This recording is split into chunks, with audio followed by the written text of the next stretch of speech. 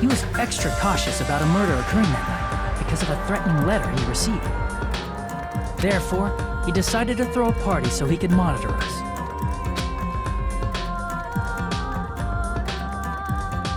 Though one person didn't come, the rest of us assembled at the dining hall. But at that time, the trap set by a certain someone was already in motion. They plugged 3 irons into the outlets in the storage room, which nearly capped the power usage.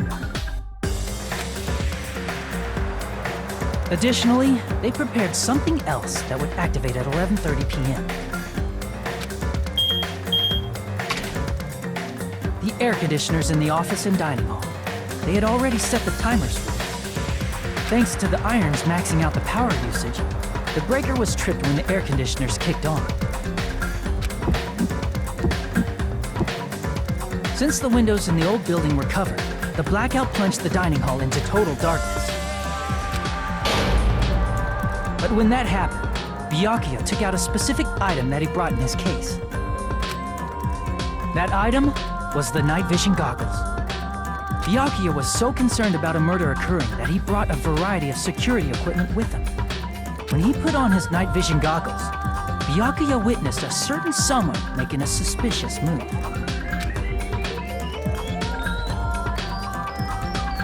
He saw Nagito guiding himself with the desk lamp's power cord so he could get under the table. That's right, everything up to that point was all part of Nagito's plan. The murder warning to Byakuya, the source of the blackout, it was all Nagito. While the blackout was happening, someone else, the real killer, began making their move in the kitchen. The killer probably already knew about Nagito's plan, so they knew a blackout was coming. That's why the killer prepared all the items they would need to commit their crime in the dark beforehand. They needed a light source, which was provided by the portable stove in the kitchen. They needed a weapon, too. This had also been hidden in the kitchen beforehand.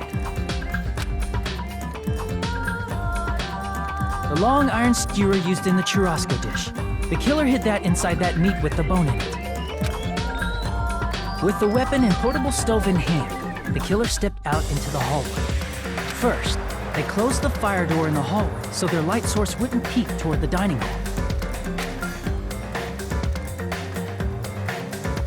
Then, guided by the light, the killer headed toward the storage room and grabbed a specific item.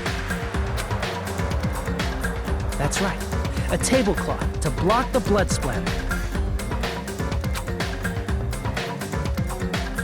With this, the killer finished their preparations and snuck under the floorboards through the secret passage. They probably turned off the portable cooking stove at that point, or left it near the entrance of the door.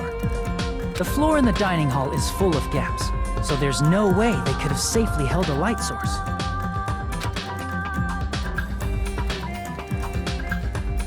But thanks to the glowing mark they painted earlier, the killer was able to get beneath the table. Under the table, Byakuya found the knife that had been hidden there. If only he had retreated, he probably wouldn't have gotten killed, but he had to retrieve that knife. And at that moment, the killer lurking beneath the floorboard stabbed straight up with the iron skewer. The killer had been waiting in the dark for the moment when the glowing paint began to move. After they murdered Byakuya, the killer purposefully shouted from beneath the floorboards to make it seem like they were still in the dining hall. Afterward, they came out from underneath the floorboards and rushed back to the kitchen. And then, after hiding the murder weapon in the kitchen, they rejoined the group as if nothing had happened. There's only one person who would have been able to commit this crime, especially if that person is someone who'd think of an unexpected way to hide a weapon inside food.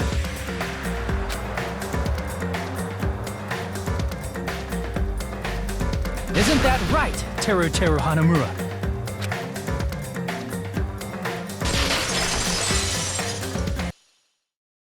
That's what happened.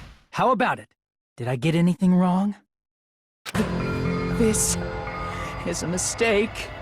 A mistake, I tell you. I would never kill anyone. Would never.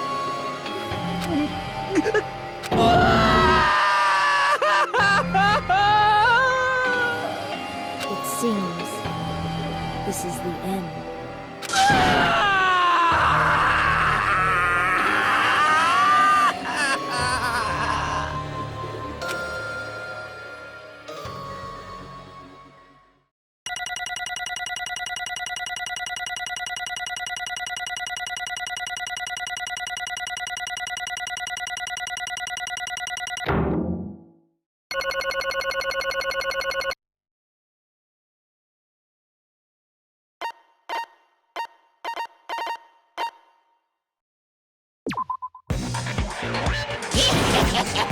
It looks like your argument has come to a close.